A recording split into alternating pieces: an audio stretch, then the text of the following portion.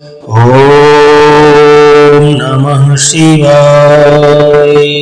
महाकुंभ मेले में एक महिला कलेक्टर और नागा साधु की कहानी। दोस्तों, क्या हुआ जब डीएम साहिबा कुंभ मेले में स्नान करने के लिए पहुंची और उनका सामना उनके तलाकशुदा पति, जो अब नागा साधु बन चुके थे, उनसे उनका सामना हुआ। इसके बाद डीएम मैडम ने जो किया उसे सुन करके आपके होश उड़ जाएंगे। दोस्तों, यह घटना उत्तर प्रदेश के प्रयागराज शहर की है, जहां मध्यवर्गीय परिवार में एक बेटी का जन्म हुआ था। परिवार में पहले भी कई लड़कियां जन्मी थीं और जब फिर से एक लड़की का जन्म हुआ तो परिवार के लोग मायूस हो गए थे। सभी को बेटा चाहिए था, लेकिन बेटी के जन्म पर कोई खुश नहीं था। उस बच्ची का नाम रखा गया राधा। राधा के पिता का नाम था रामदयाल और माता का नाम था गायत्री। राधा बचपन से ही पढ़ाई लिखाई में बड़ी होशियार थी। वह प्रयागराज में ही एक सरकारी स्कूल में पढ़ाई किया करती थी और हमेशा अपनी कक्षा में सबसे अधिक अंक पाती थी। उसके स्कूल के शिक्षक अक्सर उसके माता पिता से कहा करते थे कि उनकी बेटी बहुत होशियार है और इसका भविष्य बड़ा उज्जवल है। वह उन्हें सलाह देते थे कि राधा को आगे पढ़ाएं ताकि वह एक अच्छी नौकरी कर सके। लेकिन उसके पिता हमेशा कहा करते थे, यह तो एक लड़की है, इसे क्या आगे पढ़ाना, यह पढ़ लिख करके क्या करेगी, इसे तो ससुराल जाकर के चूल्हा चौका ही संभालना पड़ेगा, इसीलिए इसे आगे की पढ़ाई की कोई जरूरत नहीं है। परंतु उसकी मां गायत्री अपने पति से लड़ाई झगड़ा करके राधा को हमेशा पढ़ाती आई थी। धीरे धीरे समय बीतता जा रहा था। अब राधा 10वीं क्लास में पढ़ाई कर रही थी। राधा की उम्र लगभग 15 साल की थी। तभी समाज के कुछ लोग राधा के लिए रिश्ता लेकर के उसके माता पिता और दादा दादी के पास आए। यह सुनकर के राधा बहुत दुखी हो गई, क्योंकि उसकी उम्र अभी सिर्फ 15 साल की थी। लेकिन उसके पिता रामदयाल बड़े खुश थे, क्योंकि लड़के वाले एक अमीर खानदान से थे। वह चाहते थे कि जल्दी से राधा की शादी करके इस जिम्मेदारी से मुक्त हो जाऊं। राधा के दादा दादी भी इस रिश्ते को लेकर के तैयार हो गए, लेकिन उसकी मां जो थी गायत्री अब भी उदास थी। सबने बिना राधा की रजामंदी पूछे और उसकी पसंद नापसंद जाने बिना ही इस रिश्ते के लिए हाँ कर दी थी। लड़के की उम्र करीब 17 साल की थी, जबकि राधा सिर्फ 15 साल की थी। जब राधा को पता चला कि उसकी शादी के लिए रिश्ता तय कर दिया गया है और कुछ दिनों में उसकी शादी होने वाली है, तो वह बहुत दुखी हो गई। उसने अपनी मां से कहा कि मां, मुझे आगे की पढ़ाई करनी है, मैं आगे पढ़ना चाहती हूँ, मुझे अभी विवाह नहीं करना है। लेकिन उसकी मां गायत्री कर भी क्या सकती थी, वह भी अपने सास ससुर और पति के आगे मजबूर थी। एक दिन उसने अपने पति रामदयाल से कहा कि अभी राधा शादी करना नहीं चाहती है, उसे पढ़ाई करने दीजिए, इसकी शादी हम बाद में करवा देंगे। यह सुनकर के रामदयाल बहुत गुस्से में आ गए। उन्होंने गायत्री को खूब पीटा और प्रताड़ित किया, यह कहते हुए कि तू ही इस लड़की को बिगाड़ रही है, बड़ी होकर के यह किसी लड़के के साथ भाग करके शादी कर लेगी और मेरा नाम समाज में डुबो देगी। इससे अच्छा है कि मैं अभी इसकी शादी करके इस समस्या से छुटकारा पा लूं। यह सब सुनकर के राधा बहुत दुखी हो गई। अपनी मां को मार खाते हुए देख करके वह भी पिघल गई और शादी के लिए हाँ कर दी। इसके बाद उसकी 10वीं की परीक्षा हुई, जिसमें वह अच्छे नंबरों से पास हुई। लेकिन अब उसकी शादी की तारीख पास आ चुकी थी। उसे यह बाल विवाह करना पड़ा जो वह नहीं चाहती थी। शादी के अगले दिन राधा ने अपने पति से बात करने की कोशिश की, लेकिन उसका पति न तो उसकी तरफ देखता था और न ही उसके करीब आता था। शादी के बाद भी दोनों के बीच दूरियां बनी रही। राधा अपने सास ससुर और घर के अन्य लोगों की सेवा करती थी। वह हमेशा सुबह जल्दी उठ करके खाना बनाती, घर की साफ सफाई करती और धीरे धीरे उसके सास ससुर भी उसे प्रताड़ित करने लगे। आए दिन वह उसे ताने मारते थे और ढेर सारा काम करवाते थे। अब उसका पति भी धीरे धीरे उसे प्रताड़ित करने लगा। वह रोज रात को शराब पी करके आता और राधा को परेशान करता था। राधा धीरे धीरे बहुत ज्यादा परेशान हो रही थी। एक दिन वह अपने माता पिता के घर जाती है, जहां वह अपनी मां और अपने पिता को अपने साथ हो रहे अत्याचार के बारे में सारी कहानी बता देती है। लेकिन उसके पिता उसका साथ नहीं देते हैं और कहते हैं कि जैसा तेरे सास ससुर कहते हैं तू वैसा ही कर, अपने पति से ज्यादा झगड़ा मत किया कर। ऐसा कह करके वह राधा को ससुराल वापस भेज देते हैं। अब ना तो उसके पिता उसकी सहायता करते हैं और ना ही उसका कोई पक्ष लेता है। ससुराल उसके लिए पूरी तरह से नर्क बन चुका था। एक दिन राधा की मुलाकात उसकी सहेली मीनाक्षी से हो जाती है। मीनाक्षी कहती है कि तेरी 10वीं का रिजल्ट आ गया है और तूने पूरे बोर्ड में सबसे अधिक नंबर ला करके टॉप किया है। यह सुनकर के राधा बहुत प्रसन्न होती है, लेकिन मायूस भी हो जाती है और अपनी सहेली के सामने वह फूट फूट करके रोने लगती है। जब उसकी सहेली पूछती है कि क्या हुआ, तूने पूरे जिले में और प्रदेश में टॉप किया है, फिर भी तू क्यों रो रही है? तभी राधा अपनी बात बताती है और जो भी उस पर बीत रहा था वह सारी कहानी कह देती है। कहती है, मुझे तो आगे की पढ़ाई करनी है और एक बड़ा अधिकारी बनना है, लेकिन मेरे ससुराल वाले मुझे बहुत प्रताड़ित करते हैं, मुझसे खूब काम करवाते हैं और मेरा पति मुझे रोज रात को मारता पीटता है, मेरी खूब पिटाई करता है। इतना सुन करके उसकी सहेली भी रोने लग जाती है और कहती है कि तू कब तक इस नर्क में रहेगी, एक न एक दिन तुझे इस नर्क से बाहर आना ही पड़ेगा, वरना तू इसी तरह जीते जी मर जाएगी। इससे अच्छा है कि तू अपनी पढ़ाई जारी रख और 11वीं की परीक्षा दे और आगे 12वीं भी कर, आगे जाकर के एक बड़ी अफसर बन। अगर तू ऐसे ही इस नर्क में रहेगी तो अपनी पूरी जिंदगी तू बर्बाद कर देगी और तुम्हारी जिंदगी कैसे बीतेगी। सहेली राधा की बात सुन करके बहुत व्यथित हो जाती है, उसका हृदय फट जाता है कि उसकी सहेली पर इतना अत्याचार होता है। राधा का पूरा उत्साह वह बढ़ाती है और कहती है कि तू आगे की पढ़ाई कर, तेरे बहुत बड़े सपने थे, आखिर क्या हुआ तेरे उन सपनों का? इसके बाद राधा गहरी सोच में पड़ जाती है। उसकी सहेली की बातें राधा के दिमाग में पूरी तरह से बैठ जाते हैं। इसके बाद राधा के दिमाग में कई तरह के विचार आने लगते हैं और एक दिन वह अपने ससुराल को छोड़ करके भागने का निश्चित कर लेती है। एक रात वह अपने कुछ गहने जो माता पिता ने उसे दिए थे उन्हें लेकर के ससुराल छोड़ देती है और बस पकड़ करके दिल्ली चली जाती है। वह उसकी एक सहेली रहती थी, वह दिल्ली में ही रह करके अपनी आगे की पढ़ाई पूरी करने लगती है। राधा दिल्ली के एक सरकारी स्कूल में दाखिला लेती है, जहां वह अपनी 11वीं की परीक्षा देती है और 12वीं में भी दाखिला मिल जाता है। वह छात्रवृत्ति के आधार पर अपना दाखिला लेती है और अपनी सहेली के घर पर ही रह करके पढ़ाई करती है। उसके पास कुछ पैसे और गहने भी थे जिससे उसका गुजारा चलता था। धीरे धीरे इसी तरह से समय बीतता जाता है। उसके माता पिता और ससुराल वाले राधा को ढूंढ ढूंढ करके हार मान चुके थे। उधर राधा अपनी आगे की पढ़ाई जारी रखती है। समय के साथ वह 12वीं कक्षा में भी अच्छे अंकों से पास हो जाती है।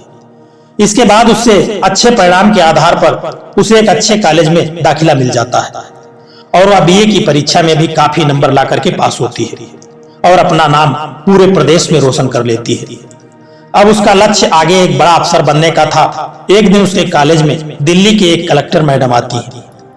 कलेक्टर मैडम अपने भाषण में अपने जीवन के संघर्षों की कहानी सभी बच्चों के साथ साझा करती है। कलेक्टर मैडम की कहानी सुनकर के राधा बहुत प्रभावित होती है और वहीं से कलेक्टर बनने की वह अपने मन में ठान लेती है। राधा उसी दिन अपने मन में यह निश्चय कर लेती है कि वह एक न एक दिन जरूर कलेक्टर बनेगी, लेकिन उसे यह समझ नहीं आ रहा था कि आखिर कलेक्टर बनने के लिए क्या करना पड़ता है। उसे इस बारे में जानकारी नहीं थी। इसके बाद वह कलेक्टर मैडम का पीछा करती है। सहयोग यह था कि कलेक्टर मैडम की नजर राधा पर पड़ जाती है और वह राधा से कहती है कि बेटी क्या हुआ, मैं तुम्हें कब से देख रही हूं कि तुम मेरा पीछा कर रही हो। भाषण देते समय भी तुम मुझे तुम्हारे अंदर एक अलग ही तेज दिखाई दे रहा था। बोल क्या हुआ बेटी। राधा अपने जीवन की पूरी सच्चाई कलेक्टर मैडम को बता देती है और कहती है कि मेरा बाल विवाह हुआ है, मेरे ससुराल वाले मुझे बहुत परेशान करते हैं, मेरा पति भी मुझे बहुत प्रताड़ित करता है। वहां से भाग करके मैंने दिल्ली में एक सरकारी स्कूल में दाखिला लिया है और अब बीए की परीक्षा दे रही हूँ। यह सुनकर के कलेक्टर मैडम कहती हैं कि राधा तुम बहुत बहादुर हो और तुमने बहुत अच्छा काम किया है। तुमने अपने उज्जवल भविष्य के लिए जो कदम उठाया है यह तुम्हारे पूरे भविष्य को संवार देगा। अगर तुम चाहो तो अपने भविष्य को बहुत सुनहरा बना सकती हो। राधा उनसे पूछती है कि मैडम मुझे आगे जाकर के क्या करना चाहिए, मैं भी आपकी जैसी ही एक बड़ी अफसर बनना चाहती हूँ। तभी कलेक्टर मैडम राधा से कहती हैं कि अगर तुम मेरे जैसा एक बड़ा अफसर बनना चाहती हो तो तुम्हें आईएएस की परीक्षा देनी होगी। यह परीक्षा काफी कठिन होती है, लेकिन मुझे तुम्हारे अंदर वह काबिलियत दिखाई दे रही है। अगर तुम चाहो तो यह परीक्षा दो और इसकी तैयारी करो, एक दिन तुम भी एक बहुत अच्छी कलेक्टर बनोगी। इतना सुनकर के राधा बहुत प्रभावित होती है। अब उसे अपना लक्ष्य मिल चुका था, वह समझ चुकी थी कि उसे कलेक्टर बनना है। इसके बाद वह बाकी की परीक्षाएं पास करके आईएएस बनने की तैयारी में जुट जाती है। वह एक कोचिंग सेंटर में दाखिला लेती है उसके पास जो भी गहने पड़े हुए थे माता पिता ने उन्हें दिए थे शादी विवाह में, उनको बेच करके वह अपना दाखिला कराती है। राधा अपनी आगे की पढ़ाई को जारी रखती है। इसके बाद उसकी मुलाकात एक गांव के लड़के से हो जाती है जो आईएएस की तैयारी कर रहा होता है। उस लड़के का नाम था रोहन। राधा और रोहन के बीच धीरे धीरे दोस्ती बढ़ती जाती है। रोहन भी पढ़ाई में बहुत तेज था और उसकी जिंदगी की कहानी भी काफी गंभीर थी। वह भी एक गरीब परिवार से था और अपने पूरे परिवार को छोड़ करके कलेक्टर बनने के लिए वह दिल्ली आया था। दोस्तों, धीरे धीरे दोनों के बीच नजदीकियां बढ़ने लगती हैं। दोनों एक दूसरे का उत्साह बढ़ाते हैं और एक दूसरे को पढ़ाई में आगे बढ़ाने में मदद करते हैं। वे साथ में आईएएस की परीक्षा की तैयारी कर रहे होते हैं। एक के बाद एक वे आईएएस की परीक्षाएं देते जाते हैं और पहली परीक्षा में दोनों अच्छे नंबर ला करके पास हो जाते हैं।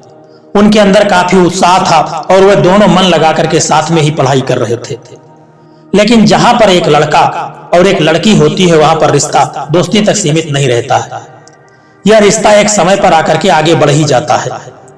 दोनों के बीच नजदीकियां और बढ़ती हैं और एक दिन रोहन राधा को प्रपोज कर देता है। वह कहता है, राधा, मैं तुमसे बहुत प्यार करता हूँ। राधा भी मन ही मन रोहन से प्यार करती थी, लेकिन वह चाह करके भी उसे हाँ नहीं कर पा रही थी, क्योंकि उसका लक्ष्य अभी कुछ और था और उसका पति अभी भी जिंदा था। राधा कहती है, मैं शादीशुदा हूँ, भले ही मैं अपने पति के साथ कभी भी नजदीक नहीं गई हूँ, परंतु मैं तुमसे कुछ भी झूठ नहीं बोलना चाहती हूँ। मैं तुम्हें सारी सच्चाई बता देना चाहती हूँ। मुझे तुम बहुत पसंद हो, लेकिन मेरा बाल विवाह हुआ है और मैं अपने पति को छोड़ करके यहाँ आई हूँ। रोहन कहता है, मुझे तुम्हारे पास से कोई लेना देना नहीं है। मुझे तुम बहुत पसंद हो और मैं तुम्हारे साथ पूरी जिंदगी बिताना चाहता हूँ। हम दोनों साथ में मिल करके कलेक्टर की आगे की परीक्षा देंगे और साथ में कलेक्टर बनेंगे। इसके बाद राधा भी रोहन को हाँ कर देती है और दोनों एक दूसरे के और ज्यादा नजदीक आ जाते हैं। लेकिन कहते हैं ना कि जहां नजदीकियां बढ़ जाती हैं वहां लक्ष्य छूट जाते हैं, और हुआ भी यही। धीरे धीरे रोहन का पढ़ाई से मन हट रहा था, जबकि राधा का ध्यान अपने लक्ष्य पर पूरी तरह से केंद्रित था। वो अपने मन को कभी भटकने नहीं देती थी। वह अपनी परीक्षा की तैयारी पूरे लगन के साथ कर रही थी, लेकिन रोहन के मन में सिर्फ राधा के ही ख्याल थे। अब अगली परीक्षा आ चुकी थी। राधा ने अपना पेपर खूब अच्छी तरह से दिया और रोहन ने भी अपना पेपर दिया, लेकिन परिणाम उम्मीद के बिल्कुल उल्टा निकला। राधा अपनी परीक्षा में अच्छे नंबरों से पास हुई, जबकि रोहन फेल हो जाता है। यह देख करके रोहन काफी ज्यादा दुखी होता है।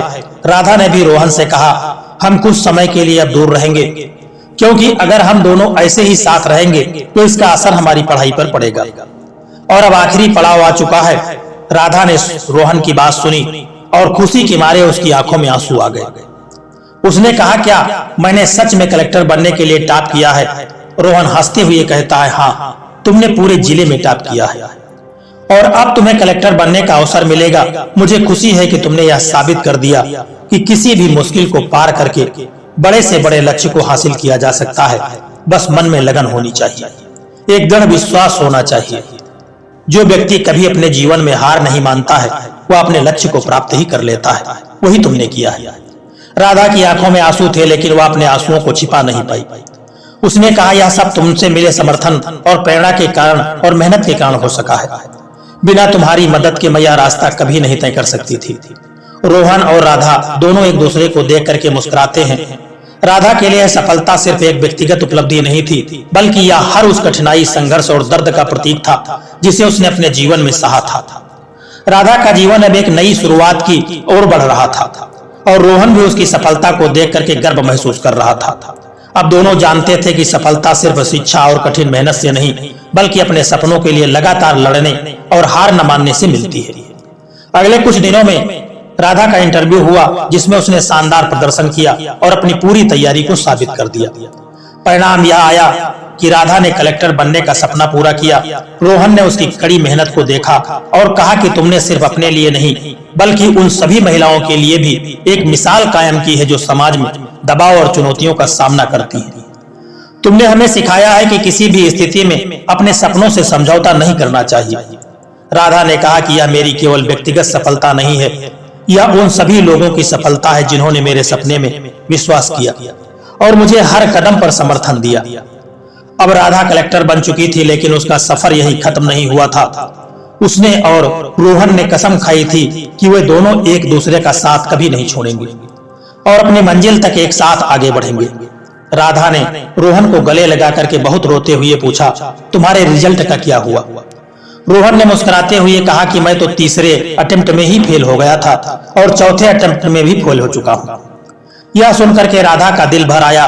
उसने मायूस होकर के कहा कि मुझे माफ कर दो, लेकिन रोहन ने हौसला देते हुए कहा कि कोई बात नहीं है, तुम तो कलेक्टर बन गई हो, इसी में मेरी बहुत खुशी है और मैं तुम्हारे कलेक्टर बनने से बहुत खुश हूँ। दोनों ने एक दूसरे को फिर से गले लगाया। इसके बाद राधा ने रोहन से कहा कि मैं डीएम के पद पर नियुक्त होने से पहले तुमसे शादी करना चाहती हूँ, लेकिन उससे पहले मुझे कानूनी तौर पर अपने पति से तलाक लेना पड़ेगा। राधा ने अपने पति को तलाक का नोटिस भी जारी किया, लेकिन उधर से कोई जवाब नहीं आया। धीरे धीरे इसी तरह से समय बीतता गया और रोहन और राधा दोनों एक साथ साथ रहने लगे। वे अब भी शादी नहीं कर पा रहे थे क्योंकि राधा का अपने पहले से पति से तलाक नहीं हो पा रहा था। इतने में राधा की पहली पोस्टिंग उत्तर प्रदेश के लखनऊ शहर में हो गई, जहां उसे अपना कार्यभार संभालना था। सबसे पहले राधा अपनी मां से मिलने के लिए घर आई। उसने घर जाकर के अपनी मां को ढूंढा, जो किचन से बाहर आई। अपनी बेटी को सामने देख करके मां खुशी से झूम उठी थी। उन्होंने राधा को गले लगाया और कहा कि बेटी, इतने साल तू कहां गई थी? हम सब बहुत परेशान हो रहे थे। राधा ने अपनी मां को बताया कि मां, मैं दिल्ली में थी, वहां मैंने खूब मेहनत की और आज मैं कलेक्टर बन गई हूँ। इतना सुनते ही उसकी मां की आंखों से झरझर आंसू बहने लगे और उन्होंने अपने पति को बुलाया। राधा के पिता अपनी बेटी को देख करके खूब रोने लगे और कहते हैं कि बेटी, मुझे माफ कर दो। इस समाज में बेटियों के साथ इतना गलत होता है, जिसके चलते मैंने तेरी नाबालिग अवस्था में ही शादी करवा दी थी। तेरे ससुराल वालों ने तुझे बहुत प्रताड़ित किया था, फिर भी मैंने तेरी एक बात नहीं सुनी थी। आज मुझे इसका बहुत एहसास हो रहा है। राधा के पिता रो रो करके उससे माफी मांगने लगे। राधा ने अपने माता पिता को गले लगाते हुए कहा, अब सब ठीक है, आप मेरे साथ चलिए, अब हम एक अच्छे घर में एक साथ रहेंगे। इसके साथ ही राधा के माता पिता भी उसके साथ रहने लगे। दोस्तों, धीरे धीरे इसी तरह से समय बीतता गया और एक दिन प्रयागराज में महाकुंभ मेले का आयोजन हो रहा था। मां ने राधा से कहा कि बेटी, अगर तुम्हें अपने काम से थोड़ी सी फुर्सत मिल जाए तो हम प्रयागराज कुंभ मेले में स्नान करने के लिए चले। राधा ने अपनी नौकरी से 2 दिनों की छुट्टी लेकर के अपने माता पिता के साथ प्रयागराज जाने का फैसला कर लिया। यह महाकुंभ सदी का सबसे बड़ा आयोजन था। वहां कुंभ मेले की रौनक अपने चरम पर थी। साधुओं और चमत्कारी संतों की भीड़ से मेले का माहौल बड़ा अद्भुत हो रहा था। डीएम मैडम राधा अपनी मां और पिता के साथ इस पवित्र महाकुंभ के मेले में घूम रही थी। वह गंगा नदी के घाट पर पहुंची, जहां स्नान हो रहा था। तभी अचानक एक नागा साधु वहां आता है और राधा के पैर पकड़ करके रोने लग जाता है। राधा ने चौंकते हुए साधु से पूछा कि आप मेरे पैर क्यों पकड़ रहे हो? साधु महात्मा ने अपने मुंह से राख हटाई और यह देख करके राधा स्तब्ध रह गई। वह साधु कोई और नहीं था बल्कि उसका पति था, पहला पति था। राधा ने कहा कि आप साधु के रूप में कैसे? तभी साधु यानी राधा के पति ने कहा कि जब तुम मेरे साथ थी मैंने तुम्हारी कदर नहीं की। मैं तुम्हें रोज पीटता था, मारता था, लेकिन जब तुम मुझे छोड़ करके चली गई तब मुझे तुम्हारी बहुत कमी महसूस हुई। मेरे माता पिता को भी तुम्हारे बिना बहुत बुरा लग रहा था। धीरे धीरे मैं दुखी हो गया। मैंने तुम्हें खूब ढूंढने की कोशिश की, लेकिन तुम नहीं मिली। मैंने एक अच्छी औरत को खो दिया था और बहुत ज्यादा दुखी हो गया था। कुछ सालों तक मैं इधर उधर पागलों की तरह घूमता रहा। इसके बाद मैंने निश्चित किया कि अब मैं संन्यास ले लूंगा और तब मैंने साधु बनने का फैसला किया। यह सुनकर के राधा और उसके माता पिता के होश उड़ गए। वह साधु रोते हुए कहने लगा, मैंने तुम्हें खूब मारा था, प्रताड़ित किया था, मुझे माफ कर दो।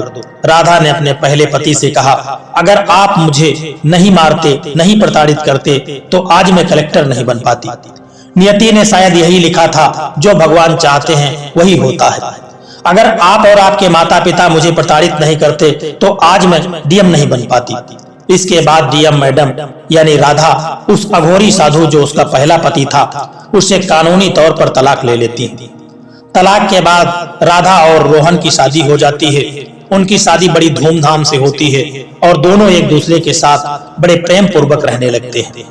दोस्तों, शादी के बाद राधा और रोहन ने एक दूसरे के साथ मिलकर के अपनी पूरी जिम्मेदारियों को बखूबी निभाते हुए सारी उम्र जीवन व्यतीत किया।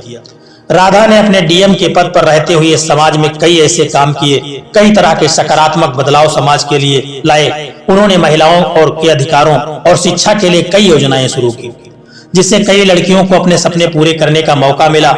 रोहन भी अपने कलेक्टर बनने के सपने को फिर से साकार करने का फैसला किया और राधा के समर्थन से एक बार फिर से परीक्षा की तैयारी शुरू की। इस बार वह पूरे जोर शोर से तैयारी में लगा हुआ था और उसकी मेहनत रंग लाई और मेहनत से उसने पढ़ाई की। आखिरकार वह भी कलेक्टर बनने में सफल हो गया।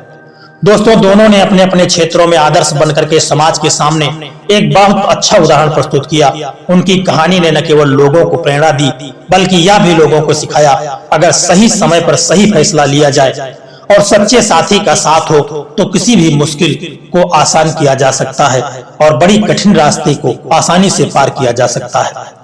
उनकी सफलता की कहानी पूरे देश में चर्चा का विषय बन गई और कई युवा उनके जीवन से प्रेरणा लेकर के अपने सपनों को साकार करने के लिए आगे बढ़े।